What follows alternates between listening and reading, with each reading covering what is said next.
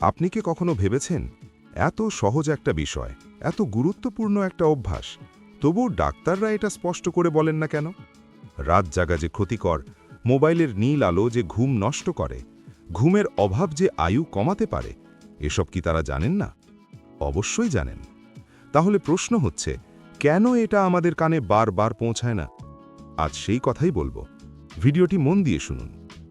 প্রথম সত্যটা হলো, ডাক্তাররা মূলত চিকিৎসা করেন, প্রতিরোধ শেখানো তাদের প্রধান কাজ না।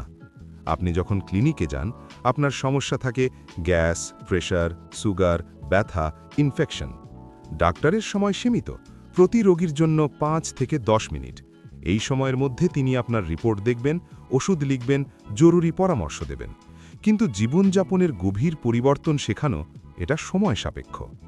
দ্বিতীয় কারণ, আমরা নিজেরাই শুনতে চাই না। ধরুন ডাক্তার বললেন, রাত 10টার মধ্যে ঘুমান, চিনি কমান, মোবাইল কম ব্যবহার করুন, প্রতিদিন হাঁটুন। আমরা কি করি? 2-3 দিন মানি, তারপর আবার আগের জীবনে ফিরে যাই।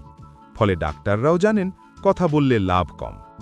তৃতীয় বিষয়, আধুনিক চিকিৎসা ব্যবস্থা প্রধানত রোগ হলে চিকিৎসা দেয়।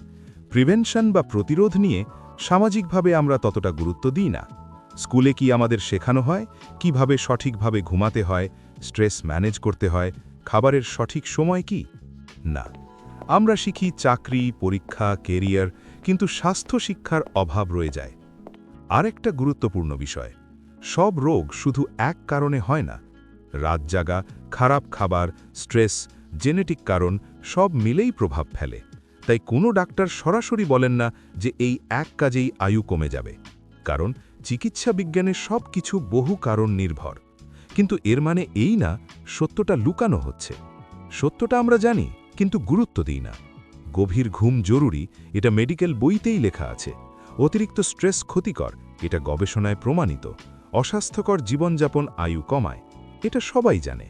তাহলে আসল প্রশ্ন, আপনি কি শুনতে প্রস্তুত? কারণ সত্য শুনতে সহজ, মানতে কঠিন। রাত জাগা কমানো কঠিন, মোবাইল দূরে রাখা কঠিন, জাঙ্ক ফুড বাদ দেওয়া কঠিন। কিন্তু অসুস্থ হয়ে হাসপাতালে যাওয়া তার চেয়ে অনেক কঠিন। মনে রাখবেন, ডাক্তাররা শত্রু না, তারা আপনাকে বাঁচাতে কাজ করেন। কিন্তু আপনার জীবনযাপনের দায়িত্ব শুধু আপনার। আপনি যদি আজ থেকে ঘুম ঠিক করেন, খাবার ঠিক করেন, স্ট্রেস কমান, তাহলে হয়তো ডাক্তার দেখানোর প্রয়োজনই কমে যাবে। সত্যটা লুকানো না, আমরা শুধু গুরুত্ব দিই না। আজ থেকেই সিদ্ধান্ত নিন, নিজের শরীরের কথা শুনবেন, কারণ স্বাস্থ্যই আসল সম্পদ।